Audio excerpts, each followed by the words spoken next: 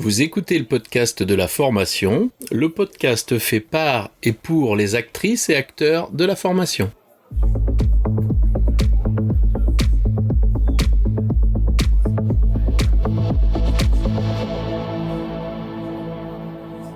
Bonjour et bienvenue. Je suis ravi de vous recevoir sur le podcast de la formation, dédié aux formatrices qui souhaitent profiter de retours d'expériences terrain qui fonctionnent et de stratégies détaillées étape par étape. Chaque épisode vous permet de mettre en place des actions immédiates et d'obtenir des résultats efficaces et concrets. Bonjour et bienvenue sur le podcast de la formation. Je reçois aujourd'hui Nicolas. Nicolas, peux-tu te présenter ? Oui, bien sûr. Je vais commencer par pour me présenter, je vais commencer par parler de mes motivations, de ce qui me passionne, et puis ensuite on viendra tranquillement sur ce que je fais après. Moi, ce qui me passionne, il y a deux grandes choses en fait. Il y a l'apprenance, le fait de comment on apprend, et puis la deuxième motivation que j'ai, c'est comment les autres, eux, apprennent. Moi, je me connais très bien sur la façon dont je vais apprendre. Moi, j'ai besoin de comprendre des choses. Et puis il y a d'autres personnes qui ont d'autres mécanismes. Et ce qui va m'intéresser, c'est comment eux, ils vont apprendre, comment moi, je vais transmettre les choses que j'ai à transmettre. Ma passion aussi, c'est mon expertise, donc j'adore transmettre cet élément-là. Et quand on a une passion, elle se transforme en un métier. Donc, résultat, moi, je suis formateur, je suis coach, je suis entrepreneur aussi, puisque c'est ma quatrième entreprise d'un format autre que auto-entrepreneur. Et je réalise cette entreprise qui s'appelle Bouge ta formation maintenant avec Céline, qui est ma compagne de vie aussi. Donc, elle n'est pas que ma compagne au business, pour les affaires. Et on a développé sur ce créneau-là notre aide. On est tous les deux formateurs, donc on aide les formateurs qui débutent à se positionner. Souvent, ils vont prendre une posture de formateur indépendant, donc on les aide à se positionner correctement, à trouver leurs clients, les aider à se démarquer, à se rendre visibles, d'utiliser les réseaux sociaux pour ça. Et on utilise notre expérience qu'on a, nous, emmagasinée avec les différentes années qui ont blanchi nos cheveux l'un et l'autre. Et donc, du coup, d'amener cette petite expertise. Je sais qu'il y a d'autres personnes qui sont peut-être plus avancées. Mais en tout cas, nous, on aide plutôt les formateurs débutants ou qui se lancent dans le métier. Ah, c'est très bien tout ça. Quand tu dis on les aide, comment tu fais pour leur présenter ton offre ? Comment tu fais pour qu'ils te rencontrent ? Alors nous, on a pris le parti. Alors, on a testé plein de choses, vraiment plein de choses. Nous, ce qui marche pour nous, ça ne veut pas forcément dire que ça marche aussi pour eux. Nous, comme on a testé plein de choses, après, on peut les aiguiller sur d'autres éléments. Nous, ce qui marche pour nous, c'est notre chaîne YouTube, c'est-à-dire les vidéos. Et puis, on a un groupe et pour lequel on invite les gens à venir sur le groupe, puis on partage des moments avec eux en live sur des sujets aussi variés que la création de formations, mais aussi la commercialisation de ces formations, ou quand on est vraiment indépendant, mais et qu'on a encore peur, qu'on a encore cet esprit un peu salariat et qu'on cherche à se sécuriser, on va les aider à trouver des stratégies pour qu'ils puissent faire de la sous-traitance, mais sécurisée, c'est-à-dire être dans un cadre où ils vont trouver des partenaires qui vont les alimenter en animation. Et puis eux, ils auront juste besoin de former.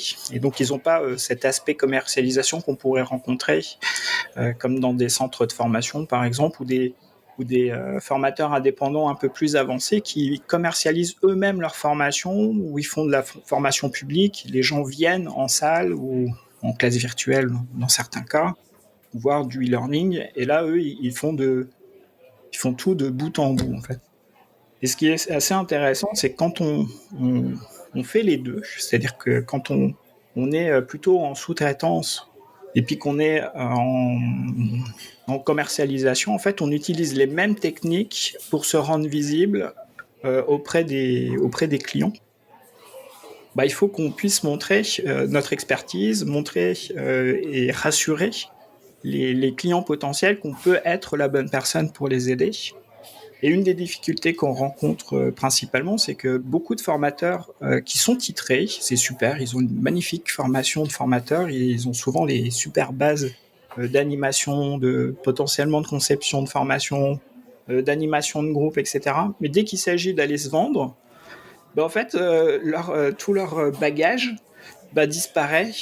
Ils se liquéfient dès qu'il s'agit de parler de ce qu'ils font, combien ils le vendent, qu'est-ce qu'ils peuvent amener ou résoudre comme problème, etc. Et donc, on va essayer d'aller travailler avec eux sous différentes formes. Donc, ça peut être juste de la prise de conscience sur le potentiel qu'ils peuvent avoir. Donc là, ça va être plutôt un mode de coaching qu'on va réaliser. Donc, libérer les peurs, aller reconstruire une offre, etc. Et puis après, on a pour certains où ils se disent bon, allez, il faut que j'y aille, il faut que je puisse me démarquer. Et on va aller travailler la visibilité de la personne, son offre, son adéquation avec les problèmes qu'il pourrait résoudre, et que les gens pour lesquels ils disent moi, je suis en train de chercher une solution. Et quel est le formateur qui va m'aider à m'apporter le savoir ou le savoir-faire qui va me permettre de résoudre ce problème. Et souvent, la difficulté qu'on va rencontrer derrière cette peur de se vendre, c'est encore plus de se dire si je me spécialise dans un domaine bien précis, alors j'adore utiliser les exemples du type formateur Excel, formateur de langue, parce que ce sont quand même une majorité de formateurs qui sont sur le terrain.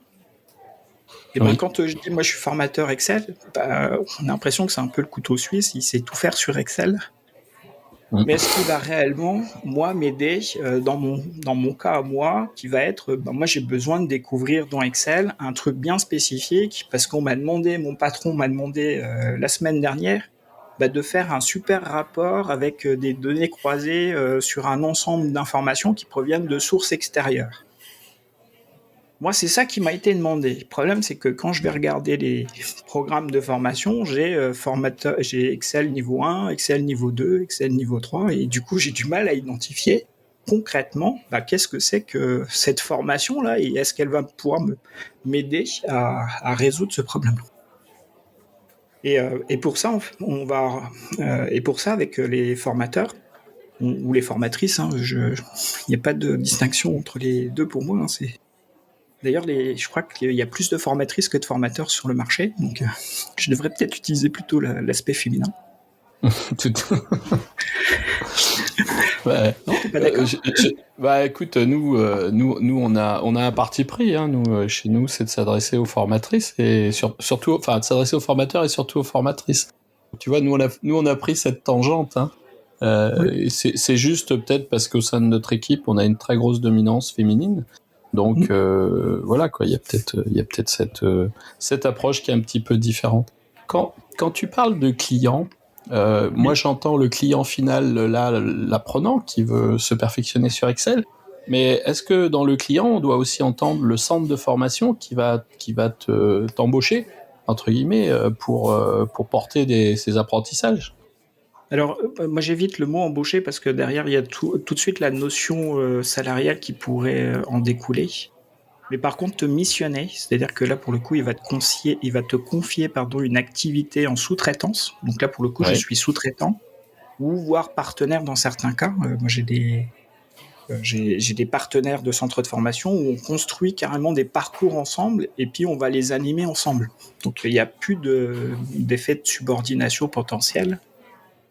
Ou de juste je te délègue une activité pour une autre en fait. Et le mot embaucher est souvent tendancieux, ou en tout cas je sais que le mot en lui-même embaucher pourrait être employé aussi pour les indépendants ou pour n'importe quel autre sous-traitant, mais comme il y a une attache émotionnelle autour du salariat, automatiquement en utilisant ce mot-là on a tendance à dire mets-toi dans une posture de salarié, et ça aussi c'est entretenir malheureusement la posture que l'indépendant qui souvent vient du salariat, ou l'informatrice indépendante qui vient du salariat, va garder cet état d'esprit et va se positionner comme un salarié en fait.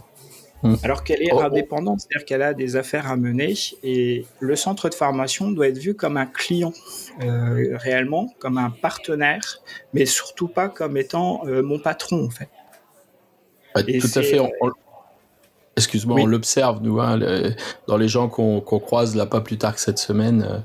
J'ai une formatrice que j'ai formée il y a quelques années qui a eu un contrat de vacation un petit peu long, on va dire. Elle m'a dit, ça y est, j'ai été embauché. Je dis, ouais, c'est vrai que quand t'es à la vacation, t'as un contrat qui peut ressembler à CDD, mais non, t'as pas été embauché. T'es indépendante, on t'embauche pour tes capacités à produire par toi-même. Il y a quand même des grosses variables à prendre en compte, et elle est très rassurée par ce fait-là, d'ailleurs. C'est assez marrant. Oui, c'est-à-dire que potentiellement, j'ai pas besoin de vérifier ton temps, je dois juste vérifier que moi, la mission que je t'ai confiée, en tant que, si je suis la personne qui sous-traite, là, le client, moi, je dois juste vérifier que la mission que je t'ai confiée est bien menée de bout en bout, en fait. Je m'en fous que t'aies mis 12 heures ou dans la journée, ou que t'aies mis 6 heures dans la journée, ou que t'aies mis 3 heures dans la journée.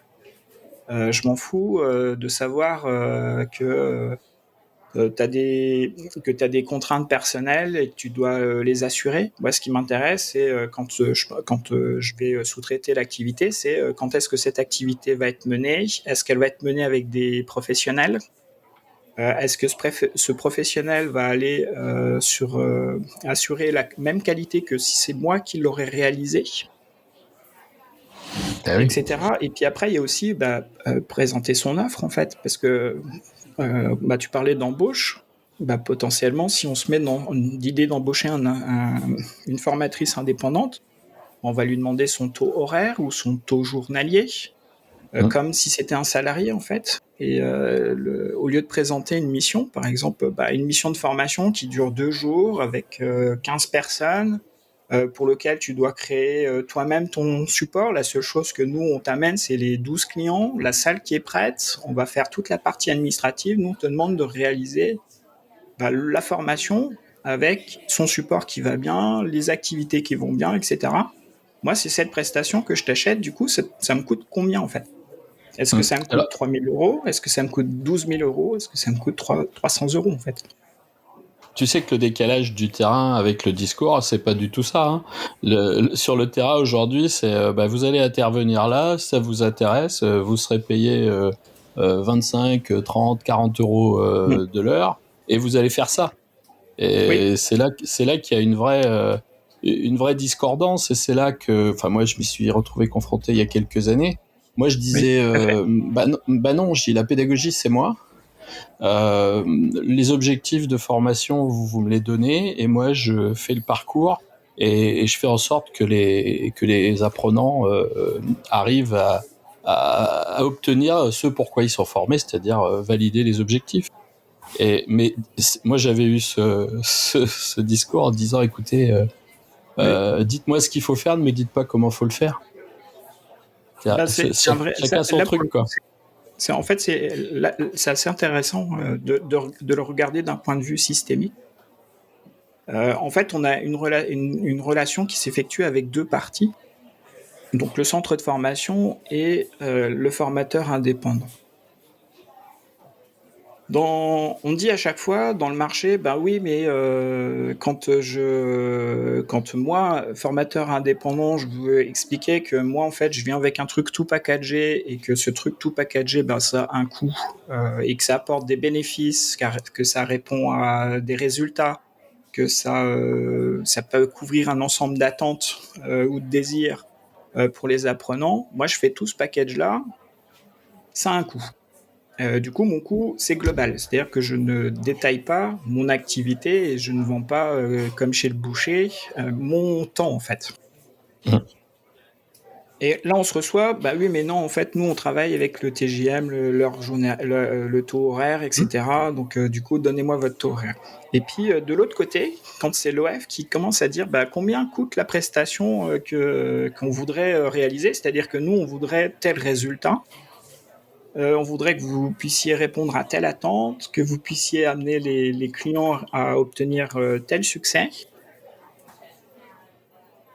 Ça coûte combien? Et puis là, le formateur, il dit, vous voulez combien d'heures? Ça dure combien de temps? Moi, c'est 40 € de l'heure, en fait. Et puis, résultat, on se retrouve dans une boucle où, en fait, on a un cercle vicieux qui se crée. C'est-à-dire qu'on crée dans le marché une posture qui amène à penser que la personne est un salarié qui vend son temps, en fait. Le formateur indépendant devient comme un salarié avec un contrat un peu différent. Et du coup, il vend son temps. Mais s'il vendrait réellement son temps, il vendrait aussi toute la préparation pédagogique qu'il a pour animer une formation. Ça c'est clair. Et là, tout d'un coup, ça va vite changer de rapport, en fait. Parce que là, on n'est plus en train de parler de 8 heures de formation, ou 12 heures de formation, ou 36 heures de formation.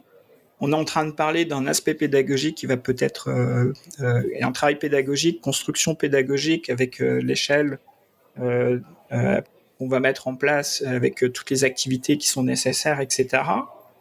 Ça, c'est peut-être plus d'une centaine d'heures. Et puis, on va animer. Et puis, derrière, on va faire les évaluations parce qu'on a besoin des évaluations d'entrée, mais aussi des évaluations de sortie. Et pas que dire est-ce que tu étais content de venir à la formation. On doit s'assurer qu'on a bien atteint les objectifs pédagogiques. Et ça, il n'y a que nous qui pouvons le savoir puisqu'on a construit le parcours, en fait. Mais du coup, tu vois, tu disais tout à l'heure, tu as ajouté tout à l'heure sur la formation FPA et éventuellement la capacité de construire des parcours. Et oui. je crois quand même qu'il ne faut pas se leurrer. Moi, quand je forme des FPA, je leur dis, écoutez, c'est pas compliqué. Soit vous prendrez ce qu'on vous donne et vous serez comme le chien sous la table, soit vous serez dans une posture où vous savez produire, construire et apporter une solution complète, et à ce moment-là, vous serez audible. Ne faites pas semblant. Et soyez capable de produire et de discuter des process complets. Moi aujourd'hui je suis capable d'intervenir par exemple dans un centre non digitalisé avec une solution digitale autoportée qui va répondre aux attentes des apprenants, qui va venir upgrader le centre de facto, et on a aussi la capacité d'accompagner le centre si besoin et s'il veut dans cette digitalisation aussi, parce que tout le monde n'est pas au même stade, quoi. Oui, ça c'est clair. En plus, le mot digitalisation est souvent réduit à on va faire du e-learning, en fait. Mais ouais, c'est ça. Mais malheureusement, cette partie numérique, l'usage du numérique est beaucoup plus multiple que juste faire du e-learning dans l'entreprise, dans l'entrepreneuriat, en fait. Et on va au-delà, on parle même de parcours numérisé, donc le parcours de l'apprenant, le parcours du client. Peut être amené à être digitalisé. Le fonctionnement même de l'organisation peut être digitalisé dans beaucoup de cas. On voit encore trop de papier circuler. D'ailleurs, c'est peut-être aussi, dans certains cas, Oui, pardon, excuse-moi. Ouais, c'est peut-être le contexte qui demande de conserver justement autant de papier. Oui, alors après, on a quand même l'aspect numérique. Les PDF se stockent plutôt bien. Oui. Mais tu vois, par exemple, moi, je parlais des émargements. Nous, aujourd'hui, on utilise des outils d'émargement distanciés. Oui. Les 3/4 des centres dans lesquels j'interviens, ils n'ont pas ça. Ils n'ont pas cet outil. Alors qu'ils ont intégré, alors pour des raisons différentes, le fait qu'on peut travailler en distanciel. Voilà, je crois. Et là, la dernière que j'ai eue l'autre jour, c'était du coup, comme il va falloir faire des économies de chauffage, ça va être bien. Ouais, c'est bien sûr que ça va être super bien, mais est-ce que c'est adapté à l'apprentissage et aux gens qu'on va former? C'est juste ça la question qu'il faut se poser, parce que moi présentiel, distanciel, blended, c'est des modalités, on s'adapte, mais c'est pas nous qui devons nous adapter. Il faut que la modalité soit adaptée à celui qui apprend. Et là, il y a encore un peu de taf à faire. On a bien vu avec le Covid. Ouais, oui. Je voulais te poser une question. Tu vois, on évoque assez souvent l'intervention du formateur en centre de formation et quid de sa préparation pour intervenir en entreprise, carrément en entreprise. Tu as des retours, toi, là-dessus? C'est-à-dire qu'il vend ses prestations en entreprise? Ouais, tout à fait, directement en entreprise. Parce que je vois, moi, par exemple, aujourd'hui, j'ai beaucoup plus de demandes d'entreprises de faire des intras Oui, sur des domaines très remarque. précis.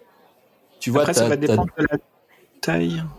ouais, ta Je me permets de te spécificité couper. ta spécificité d'Excel, tout à l'heure, m'y faisait penser. Sur l'entreprise, moi, j'en ai une la semaine dernière, elle m'a dit, c'est sympa ce qu'ils nous proposent là dans le centre, mais c'est des génériques, il m'a dit, le gars. Il m'a dit, nous, le lundi matin, on sait toujours pas faire. Oui, c'est normal, ils ont acheté une formation sur catalogue. C'est ça. Après, ça va dépendre de la taille de l'entreprise. Par exemple, ça, on va rencontrer ce cas-là essentiellement sur des grandes structures ou des moyennes structures, en fait. C'est-à-dire que ils ont un processus d'achat ou un processus RH qui va amener une normalisation sur l'achat de la formation. Et du coup, pour pouvoir comparer au travers de différents devis la prestation, parce que là, on parle bien de prestation qui va être réalisée, Oui. eh ben, t'as pas le choix en fait. Ils prennent quelque chose sur catalogue, ils regardent 3-4 centres. Généralement, c'est des centres, c'est rarement des indépendants qui arrivent directement. Hein. S'ils y arrivent directement, souvent ils viennent par un autre Par un autre canal. canal. Un autre canal, ouais, tout ça, exactement. Par le conseil, par le coaching, par peut-être de l'assistance technique. Et ils se rendent compte qu'il y a un besoin de former des gens par rapport à un métier qui évolue, par rapport à, on parlait de digitalisation, mais c'est l'exemple classique. On a des nouveaux processus qui arrivent dans l'entreprise. Celle-ci, elle s'outille numériquement et du coup, elle est obligée de former et par conséquent, elle est obligée de former ses collaborateurs. Et le métier de formation, on le voit quotidiennement. C'est pas un métier où on fait juste passer des slides et puis de raconter la vie de l'applicatif et puis se dire bon voilà c'est fait, hein, j'ai passé mes 159 slides là, qui a expliqué chaque partie de l'applicatif Ouais, c'est ou du cool ça. processus métier et puis voilà c'est fini. Ça donne envie. Ouais, c'est ce qui se passe encore dans beaucoup d'endroits en fait malheureusement. Et puis, Je sais. et, On et l'observe. moi j'ai encore observé ce matin en fait, hein, ça a été assez incroyable et là où ça a été encore plus incroyable, c'est que la partie pratique, il y a eu une partie pratique d'un groupe de 8 personnes, c'est résumé par une personne qui manipulait devant les 7 autres, et les autres regardaient seulement, en fait. C'est bon, ça. Là, tu te dis, bon, la journée, elle va être longue. C'est ça. C'est ce qu'ils se disent aussi, tu sais. Oui, c'est ce qu'ils se sont dit aussi, et en off, et ils étaient franchement pas contents de la formation, je les comprends. Ouais. Voilà, il y a des manques qui peuvent arriver. Là, on n'est plus sur de la commercialisation, hein, c'est carrément la compétence du formateur ou de la façon dont on a abordé la formation. Alors, ça peut être des formateurs internes, parce que souvent, si on oublie, il y a dans certaines structures, ils ont des formateurs internes, dans d'autres structures, non, ils font appel qu'à des externes. Oui, Et là, on est pour le coup, confronté à ça. c'est le mécanisme d'achat qui fait la différence. Et souvent, quand on a des formations qui sont un peu plus plus engageantes pour l'apprenant, qui le font beaucoup plus rentrer dans ce qu'il va être capable de faire à l'issue de la formation, ce qu'il va pouvoir réellement mettre en application demain. Et souvent, on se rend compte que ces formations-là ont un coût un peu plus élevé et du coup, elles sont moins souvent prises. Et on garde oui, mais tu vois, c'est cette confrontation. Moi, il n'y a pas très longtemps, on a des entreprises industrielles là autour de nous. Ils ont un besoin de formation. Moi, je vais rencontrer le responsable production. Le responsable production m'explique, pour faire rapide, voilà, j'ai une ancienne machine, là, il y en a une nouvelle qui arrive. Il y a des variables entre l'utilisation de l'ancienne et de la nouvelle. On voudrait former rapidement les gens, sous 3 semaines, aux nouvelles compétences de la nouvelle machine. Et là, je lui dis, ouais, alors on fait comment ? Faut qu'on vous fasse une offre, faut qu'on passe par votre RH pour... Le gars, il me dit, vous rigolez ou quoi ? Il dit, moi, dans 3 semaines, faut que ce soit opérationnel. D'accord. Elle est où la machine en action ? Elle est à tel endroit. Très bien. Est-ce qu'on peut la voir en action avec des gens qui la font marcher et on emmène un de vos collaborateurs avec et il va nous dire ce qu'il sait faire et ce qu'il sait pas faire ? Oui, 3 semaines plus tard, la formation, elle était dans les mains de leur opérateur sur la machine. On n'est pas passé par les canaux classiques. Le gars, il m'a dit, mais moi, je m'en fous, on va te la payer, la formation. Il y a cette espèce de dichotomie entre le réel besoin et ce qu'on doit mettre en œuvre pour le déployer, tu vois. Et ça, franchement, j'étais content tu vois, je suis content de te raconter ça, parce que pour moi, ça a été un vrai changement de paradigme, ça. Oui, tout à fait. Hein, c'est vraiment ça. En plus, c'est ça qu'on cherche à faire, en fait. C'est que le vrai métier de formateur, c'est aussi ça. C'est d'aller rencontrer les gens sur le terrain et de construire avec eux le parcours ou la façon de faire, de mettre en exergue les compétences qu'ils vont acquérir, etc. Et pas juste réceptionner un appel d'offres et puis dire tout compte fait, vu comme c'est, je vais prendre mon truc sur le catalogue et puis basta, quoi. C'est cet aspect-là aussi qu'on prend jamais en compte. C'est-à-dire que quand on est formateur indépendant et qu'on a cet état d'esprit, je parle bien d'état d'esprit un peu salarié, du coup on fait pas cette action. Du coup on reste dans un état démarche. Ouais, tout à fait. On reste dans un état où on est plutôt comme un salarié, en fait. On se dit on va pas aller plus loin. On cherche pas à développer son affaire, parce que là, pour le coup, toi, tu as cherché à développer ton affaire, tu as cherché à aller rencontrer ton client, à essayer de le satisfaire au mieux. Et beaucoup, en fait, ont peur de ça. C'est une peur d'aller rencontrer le client, en fait.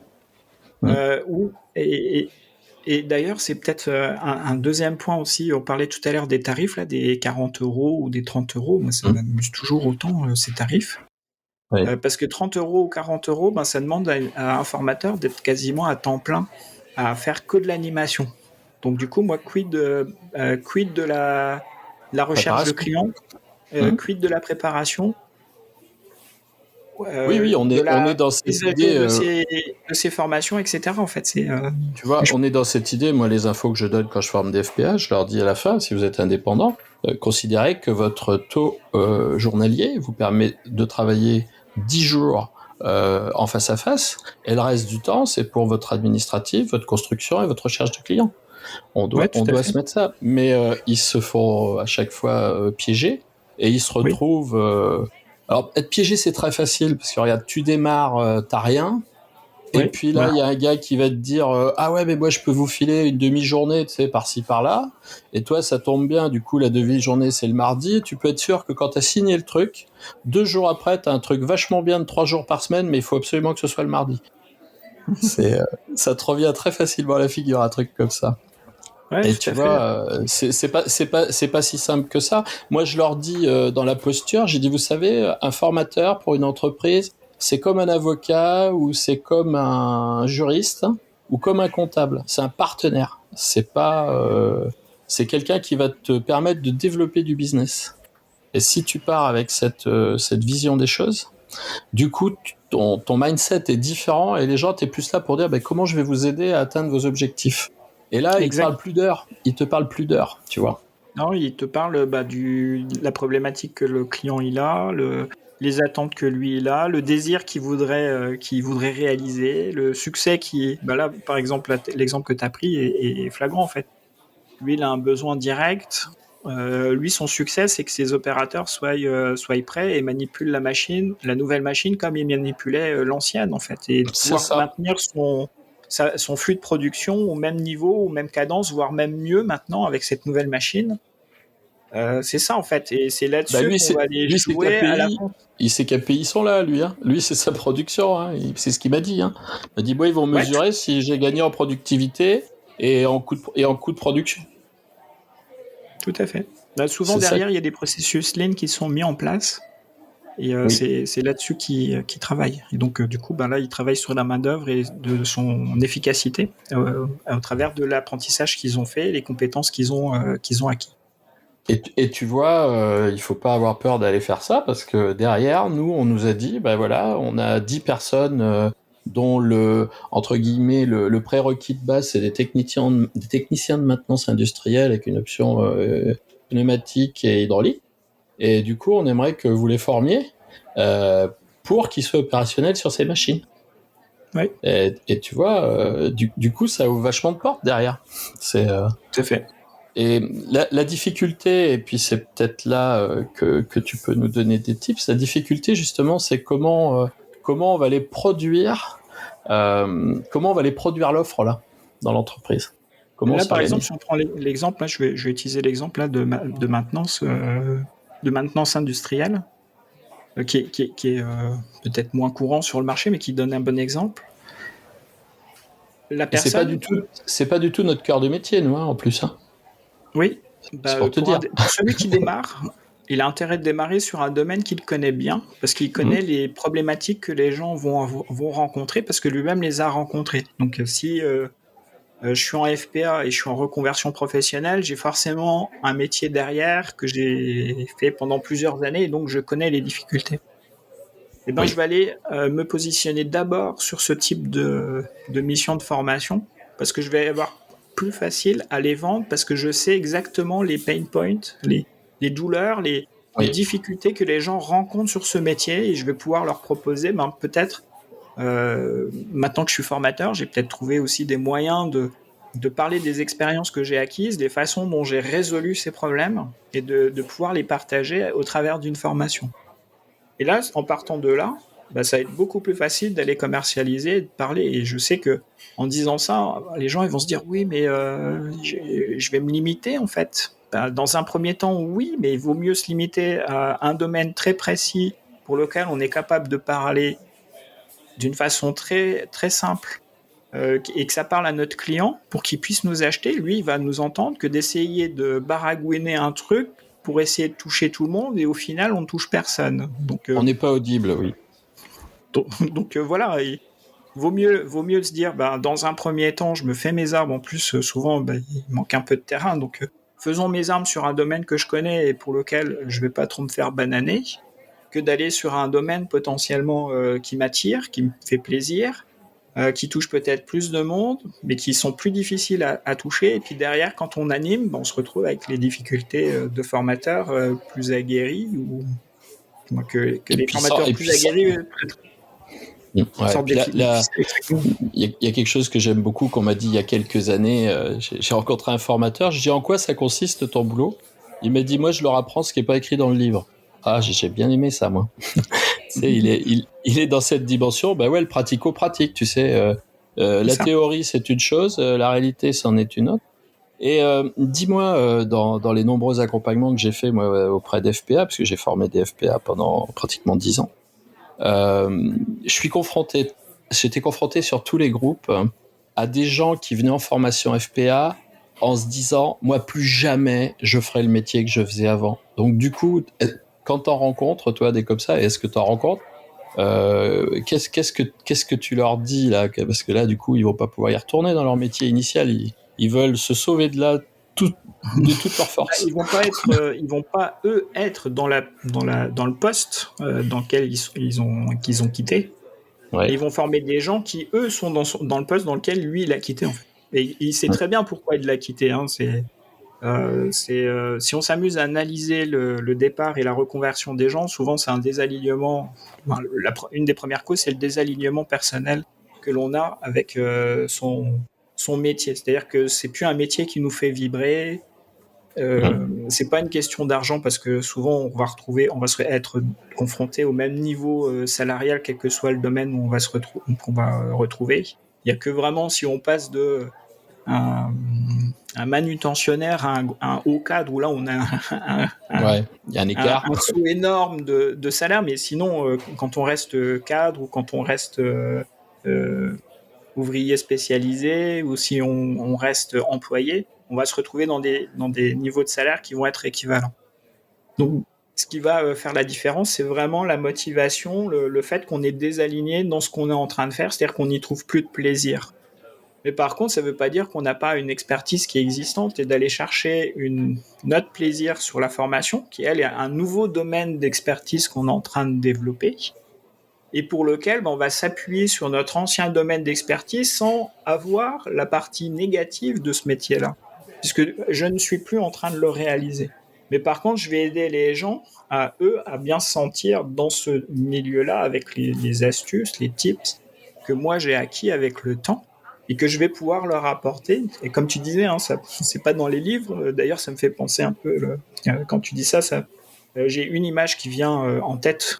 C'est dans Harry Potter. Dans un des Harry Potter, il réceptionne un livre pour faire des potions magiques. Et dessus, il y a plein d'annotations par rapport aux autres livres. Et il réussit toutes ses potions par rapport à ses petits copains et il devient le roi des magiciens.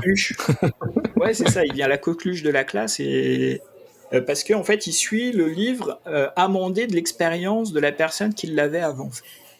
C'est ça. Nous, c'est exactement ce truc-là qu'il faut qu'on puisse être capable de faire, c'est-à-dire venir amender la connaissance, parce que la connaissance, maintenant, avec Internet, on l'a gratuitement, facilement, accessible par tous. Donc, c'est pas là-dessus que je vais être le plus loquace pour mon client. Par contre, c'est comment l'exploiter au quotidien, comment le rendre opérationnel, comment l'amener à pouvoir l'exploiter dans des conditions qui sont différentes et qui lui facilitent la vie et qui lui fait gagner un temps fou. Et ça, même si on n'aime pas le métier d'où on vient, ou en tout cas on n'aime plus le métier d'où on vient, on peut y retrouver un certain plaisir en allant apporter plutôt sa patte, en disant tiens, moi dans ces conditions-là, je faisais tel truc et franchement ça marchait vachement bien et c'est comme ça je m'y prends et regarde qu'est-ce que ça donne. Je voudrais qu'on revienne, si tu es d'accord, sur cette dimension de commercialisation. Et est-ce qu'il y a, entre guillemets, un tronc commun pour aller proposer ces offres aux organismes de formation et aux entreprises, ou est-ce qu'on est sur deux démarches qui sont distinctes, une partie commune peut-être et des parties distinctes? C'est quoi le processus? Qu'est-ce que tu pourrais... Comment tu pourrais m'aiguiller, par exemple, si je te disais, moi aujourd'hui, tu vois, ça y est, j'ai franchi ce pas-là, j'ai envie de vendre mes prestations et j'ai deux possibilités de prestataires. Comment tu me guiderais? Alors, comment je te guiderais? En fait, il faut que tu connaisses ton client. La première chose, c'est la voix du client. Alors ça, c'est dit comme ça, on dit, ouais, tout le monde dit ça. En fait, la connaissance client va sur... tout à l'heure, on parlait de désir, de succès, d'ambition. Il faut connaître ces éléments-là. Et c'est vrai que la démarche que je vais avoir, que ce soit pour une entreprise, que ce soit pour le particulier ou que ce soit pour un centre de formation, je vais quand même appuyer sur ce socle en fait, de la connaissance du client. Sauf qu'elle ne va pas s'exprimer de la même façon quand je vais aller voir une entreprise, quand je vais voir un particulier et comment je vais voir mon centre de formation. Mon centre de formation, lui, souvent, c'est pour faire de la sous-traitance. Et donc, la résultante de ça, c'est que mon approche de la connaissance du centre de formation, c'est plutôt sur son fonctionnement et comment moi, je vais m'adapter ou l'aider, lui, à réussir sa mission auprès de son client. Du coup, j'ai intérêt de connaître comment ce centre de formation, c'est quoi ses valeurs, c'est quoi les challenges que lui rencontre. C'est pas parce que tout le monde a Calliope en ce moment que c'est son challenge numéro 1. Peut-être que pour lui, c'est d'autres choses. Donc, essayer d'identifier c'est quoi son challenge. Comment moi, je vais m'inscrire dedans. Si c'est un particulier, on va faire la même chose. On va identifier lui, qu'est-ce qu'il désire. Souvent, ça va être les désirs de l'apprenant. Ça va être les succès que lui cherche à atteindre. Les succès au sens... si moi, je viens en tant que particulier, que j'utilise mon CPF... je prends le CPF, même si souvent pour les indépendants c'est compliqué d'y avoir accès, mais en tout cas ça illustre bien. C'est que je cherche moi à résoudre quelque chose et je cherche une solution pour le résoudre. Donc ça peut être un problème personnel, ça peut être un problème dans l'entreprise et l'entreprise ne prendra pas en charge, mais je le prends moi sur mon temps personnel. Je maintiens mon emploi et mon argent éventuellement. Et mon argent éventuellement, donc mon employabilité.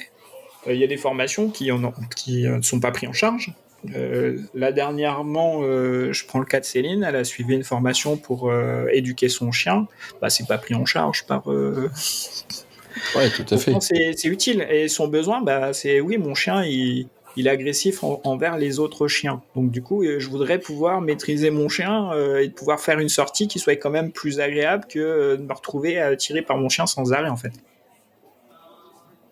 C'est Donc ça, clair. c'est son désir et la solution qu'elle cherche, c'est comment moi je vais faire pour avoir une balade tranquille en fait. Donc ça, c'est vraiment important de connaître ça. Et puis après, les entreprises, c'est la même chose. Toi, tu as été les voir physiquement pour les rencontrer, pour identifier c'est quoi le problème. Alors ça se trouve, ils te connaissaient déjà, tu avais une certaine notoriété et ils sont venus te voir. Et donc, c'est pas tout à fait pareil que quand on est inconnu entre guillemets des bataillons, il faut qu'on se fasse connaître et du coup on va avoir plutôt une démarche. Une fois qu'on a identifié les clients ou les problèmes des clients, etc. Tout à l'heure je parlais de l'expérience qu'on avait. Si moi je viens de l'entreprise, je connais potentiellement les problèmes qu'ils rencontrent. Je prends l'exemple de l'immobilier. On sait que dans l'immobilier, chaque année, ils ont une formation obligatoire sur de la réglementation, etc. Moi, qui vient de l'immobilier, ben, je pourrais faire cette formation et du coup, je pourrais aller attaquer tous les autres, les Tous les différents, prestataires d'immobilier. exactement, et de pouvoir leur dire, bah, tenez, regardez, je sais que vous avez telle problématique qui va arriver en septembre, je sais que vous allez être obligé de tenir ça, pour vous, c'est la galère, pour vous, sans ce truc-là, bah, vous risquez de perdre votre licence, Accréditation, licence et l'accréditation, compagnie. etc. Et moi, je viens avec un super truc. Vous allez voir, ça va être aux petits oignons. À la différence de mes concurrents, moi, je fais ce truc-là et en plus, vous allez pouvoir faire ce truc-là. Là, on amène des notions de différenciation, c'est-à-dire qu'on est capable d'identifier. Donc, on a vu notre client, on va essayer d'identifier aussi notre concurrence. Donc là, en parlant de différenciation, c'est-à-dire que je connais mes concurrents sur le terrain. Donc, quels sont les autres formateurs qui font la même chose que moi et comment eux, ils le commercialisent. C'est toujours intéressant d'aller regarder, entre guillemets, ses concurrents et de la façon dont eux, ils procèdent. Si j'ai mon fameux formateur pour l'immobilier, là, bah, s'il rencontre 3-4 formateurs immobiliers et puis ils disent bah, nous, on galère quand on fait tel truc, bah, si eux, ils disent qu'ils galèrent sur ce truc-là, j'ai pas intérêt de faire la même chose qu'eux, en fait, d'aller trouver un autre moyen d'y aller. Et puis s'ils disent voilà, c'est régal en ce moment, c'est super facile, tu les appelles, tu leur dis ça, boum, ça tombe, quoi. Bah, là, tu vas faire pareil. Tout à fait. Pourquoi Là, tu vois, inventer c'est des pures techniques de marketing qu'on est en train de mettre en place. On benchmark, on regarde l'offre, on cherche la peine. Exactement. Et Et c'est ça, vraiment c'est ça. quelque chose qui n'est pas appris, en fait. Ouais, Dans tout à l'expérience, fait. c'est pas appris. La partie marketing n'est pas apprise, en fait. Moi, j'ai la particularité, c'est que je forme à la fois des formateurs, des marketeurs et des community managers. Donc, tu comprends bien.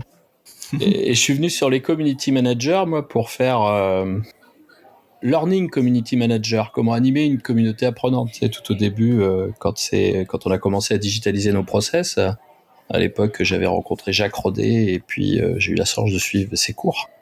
Et du coup, moi, je me suis dit, oui, mais faut que je sois le learning community manager. Il faut que je les accompagne. J'accompagne mes apprenants dans leurs apprentissages. Et naturellement, j'ai dérivé vers ces compétences-là, tu vois. C'est marrant, quoi. Oui.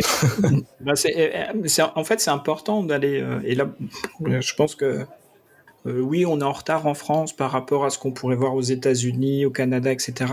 On sait que ce qui arrive aux États-Unis en ce moment, ça arrivera chez nous dans 5-10 ans. Peut-être même Ça voir va. moins maintenant. Ça, voilà. Ouais, la communication, le message va plus vite. Ouais, ça va plus vite, mais après, c'est aussi une question de culture. C'est le changement de culture lié à l'approche qui est utilisée, l'approche culturelle. C'est vrai que toute la partie anglo-saxonne, de façon générale, est très pragmatique et pour lequel ils vont droit au but pour le business, en fait. C'est-à-dire que pour eux, le business, c'est du business. Ok, il n'y a pas de souci, tu peux avoir des états d'âme, etc. Mais nous, ce qui nous intéresse, c'est les affaires. En France, on a un aspect quand même plus franchouillard avec un aspect relationnel plus important. On aime bien rencontrer les gens, on aime bien discuter 1000 fois avant de se décider, etc. Et on fait plus de relationnel que d'affaires. Et si on s'amuse à comparer le temps de proposition d'une offre, un Américain, tu peux avoir dans la discussion un bonjour, c'est la première fois que je te vois, qu'est-ce que tu fais, qu'est-ce que tu peux m'apporter? Ah ouais, ça a l'air d'être intéressant, viens à mon bureau demain à 9h, j'ai un contrat pour toi. Ouais, tout à fait. En France, on va avoir salut, tu fais ce truc-là? Ah ouais, ça a l'air d'être pas mal. Écoute, on va se prendre un café, un dîner. On va se prendre un temps tranquille ensemble. Puis tu vas me raconter un peu ton histoire et puis on verra peut-être si on fait du business. Et puis 3 semaines, un an plus tard, 3 mois plus tard, on a fait 2-3 rencontres et puis seulement là, il dit au fait, j'ai peut-être un truc pour toi. Pas la même vitesse, pas le même aspect, pas la même façon de faire des affaires en fait. On n'approche pas le système pareil en vrai. Ouais, tout à fait. Et je crois que pour que le système s'approche de la même façon, il faut qu'on ait... En vérité, c'est un changement de mindset. Il faut qu'on soit... Tu sais, cette dimension, je disais tout à l'heure, vraiment le partenaire. Je suis une solution pour vous. Tous les deux, on va faire mieux ensemble. Voilà. Oui, c'est ça. Et comment on le fait. Et le mindset est dans les deux sens. C'est-à-dire que le centre de formation doit être aussi dans le sens où, moi, si je prends un formateur, c'est un vrai partenaire, il doit m'aider à développer moi aussi mes affaires, en fait.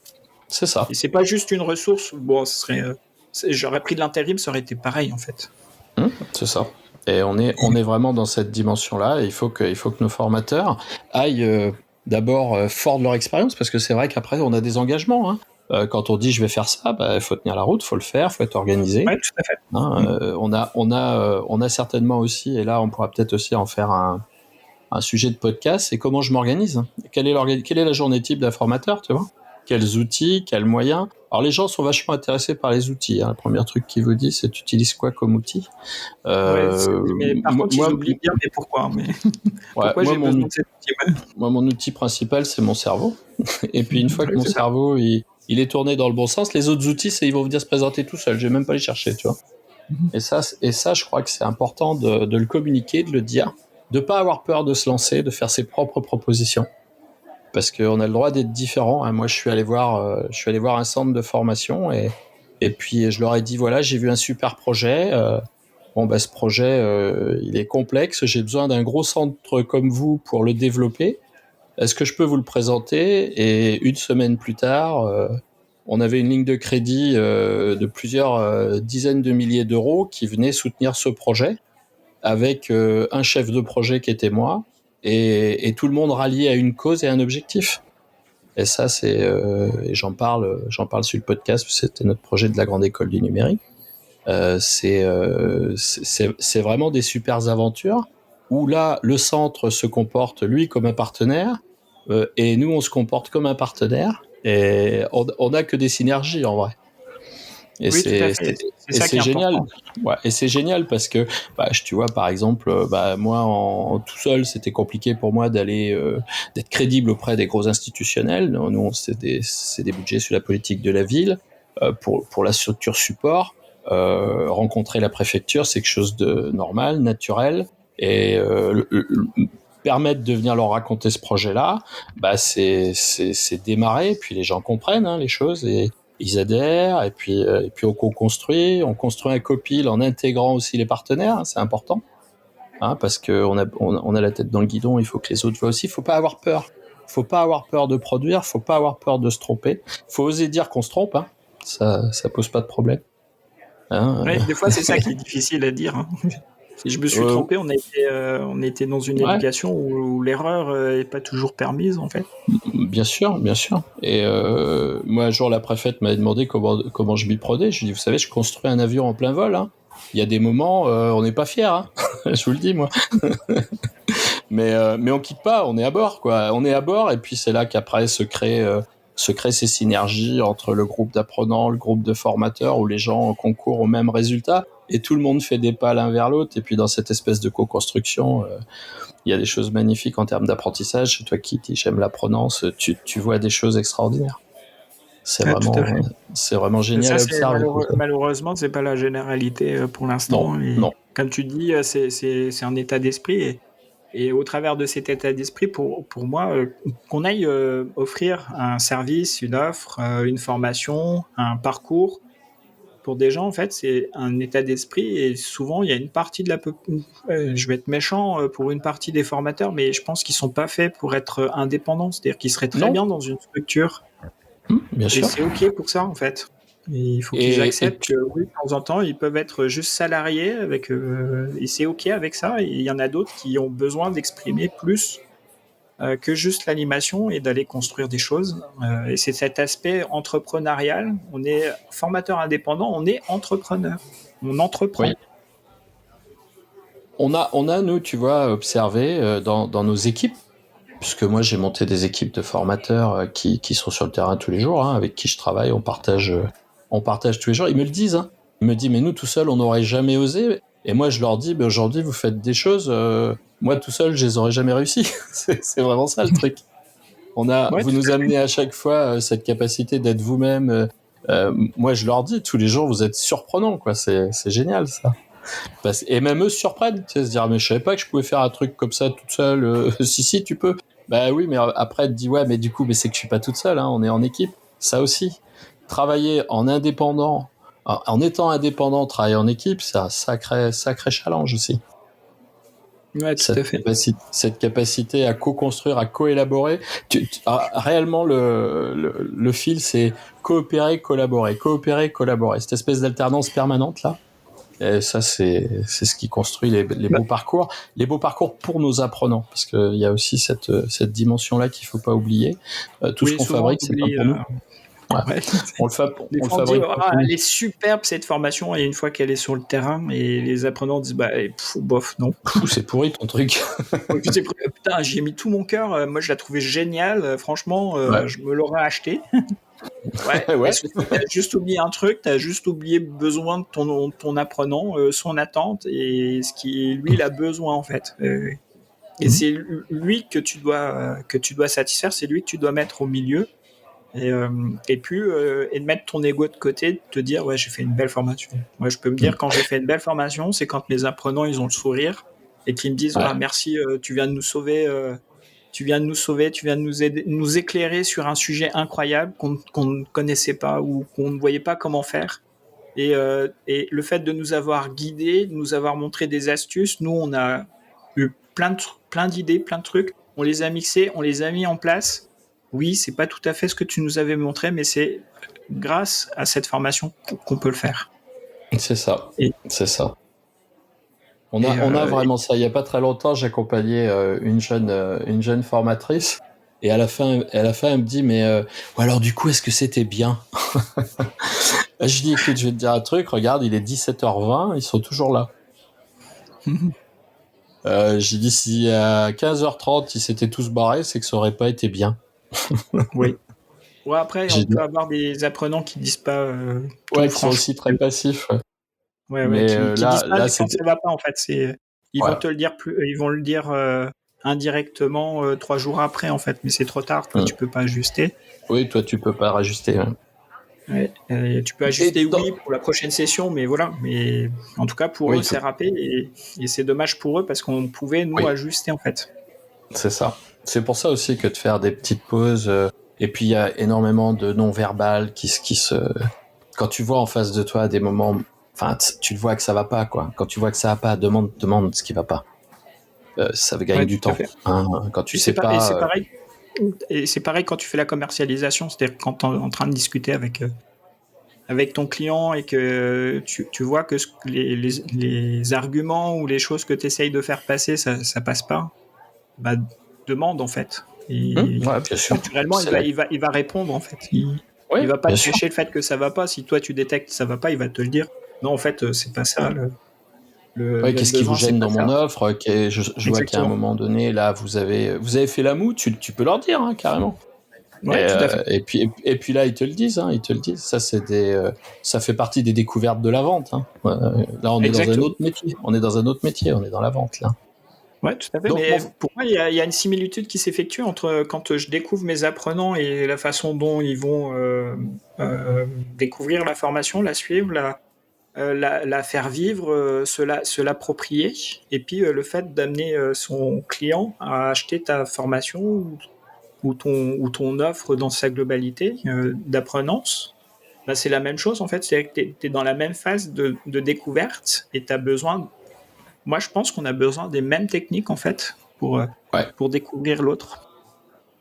Après, ça n'a pas une autre... Ouais, non, mais moi je l'ai observé aussi. Tu vois, une autre similitude que je vois, moi, c'est le centre de formation qui te commande une formation pour.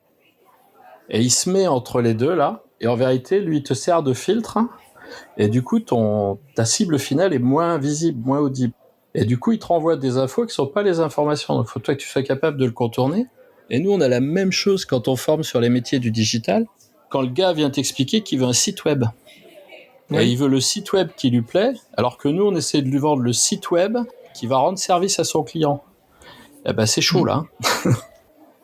On a une espèce réussir à manager le chou et la chèvre en même temps et d'essayer de lui vendre, bah oui, tu vas avoir un joli site internet et en plus, tu vas voir, ça va être le site que tes clients vont adorer. C'est ça. Et puis on va se concentrer surtout sur que les clients adorent. Et puis si lui il aime moins, bon, s'il voit les ventes derrière, il va tout de suite dire en fait, ouais. Ouais, mais elle était bien. Elle va te dire qu'elle était bien son idée, hein, quand même, au départ. Ouais, elle était bien son idée. Bah, très bien, c'est son idée après tout. C'est le client. Mais nous, ça nous va bien. Hein, on est content quand son idée elle est bien. Tant qu'il nous fait le chèque à la finale, qui nous recommande en disant c'était génial. Grâce à eux, j'ai pu réaliser mon idée. Moi, ça me va en fait. C'est cool. Mon formateur Nicolas, il a, ça y est là, il vient il a son expertise. Concrètement, ça serait quoi la première démarche, ce qu'il faut qu'il mette en œuvre pour, je te disais tout à l'heure, pour que moi je puisse aller vendre ma formation. Ça serait quoi le premier truc là? C'est le rendez-vous, c'est le face-à-face, c'est le document d'appui, c'est tout. Comment tu vois ça, toi? Alors, si on prend une démarche purement marketing, c'est un benchmark et on peut faire un truc super simple que les gens pensent jamais. Ou en tout cas l'utilise peu souvent. C'est une technique qui est peu utilisée. Poser juste une question sur les réseaux sociaux, une question super simple que j'ai appris il n'y a pas si longtemps que ça, malgré mes expériences produits, etc. C'est tout simple. Donc là, si je reprends le cas de l'immobilier, je vais prendre l'exemple de l'immobilier, mais ça marche pour tous les secteurs. Hein, il n'y a pas de truc. On fait un Forms, un Google Forms, par exemple, avec juste une question. C'est quoi le défi numéro 1 sur ce domaine-là, en fait? C'est quoi le défi numéro 1? Et là, bizarrement, les gens, en anonyme, vont répondre et identifier tous les problèmes qu'ils ont. Et on va pouvoir collecter cette information pour pouvoir se dire ah ouais, en fait, c'est tout ça qu'il faut que j'aille répondre, en fait. Et à l'intérieur de cette matière qui est fournie par nos clients potentiels, il y a l'argumentaire pour les convaincre, il y a ce qu'ils ont besoin, ce qu'ils attendent. Souvent, il y en a aussi qui expriment leurs peurs, leurs craintes. Il y en a qui vont décrire précisément le défi qu'ils sont en train de rencontrer. Et c'est une mine d'or, en fait, pour pouvoir aller ensuite essayer de capter. Ça peut être des mails, ça peut être des numéros de téléphone, et puis d'aller commencer à aller prospecter. Et là, pour la prospection, on peut avoir des techniques relativement simples. Hein. Si tu es un expert et que tu traînes sur les réseaux sociaux, tu as toujours des gens qui sont peu expérimentés, qui ont un problème dans ton domaine, et tu peux déjà, ne serait-ce que répondre à la question avec ton expertise et d'aller le relancer un peu plus tard en lui disant tiens, je t'ai donné ça, où est-ce que tu en es et est-ce que tu aurais besoin qu'on aille plus loin? Et du coup, d'aller accrocher ce client-là sur ce problème-là. Parce que tu sais qu'il a un besoin, en fait. Tu sais qu'il a quelque chose. Peut-être qu'il n'a pas le financement, mais ça, c'est un temps plus tard, en fait, que tu vas le découvrir. Mais au moins, tu sais que cette personne a un besoin et c'est elle que tu vas aller contacter. C'est pas la peine d'aller arroser la terre entière en disant je suis disponible. Oui, ça marche, mais tu vas te retrouver comme on disait tout à l'heure dans le cercle vicieux qui est c'est combien ton taux, c'est quoi le nom de ta formation, t'es prêt à te déplacer à Lille, Strasbourg, etc. Menton-Rennes. Menton-Rennes ou en plus tu vas aller à Pau. Toi, bon, ok, ça a une limite en fait. Donc, par contre, si tu identifies qu'un manager, parce que tu fais dans l'entreprise, un manager pose une question sur un problème de management et toi, tu es un spécialiste du management et que tu as déjà rencontré 12 fois des managers ayant ce problème-là, et que tu lui réponds, il y a des chances que les autres qui vont faire des réponses ou qui disent « Ah, moi aussi, j'ai le problème », bah, tu as déjà des clients potentiels, en fait. Il suffit juste d'aller les contacter, leur offrir une partie de ton expertise gratuitement, comme quand tu es dans le supermarché là, et que tu vas goûter le fromage, le petit saucisson pour t'attirer. Ben, tu fais la même chose, tu fais goûter à la personne. Si elle trouve que tu as eu un impact sur ce qu'elle avait comme problématique et que ça l'a aidé, il y a des chances qu'elle t'écoute. Il y a beaucoup plus de chances qu'elle t'écoute que d'essayer de dire « je suis juste disponible ». En fait.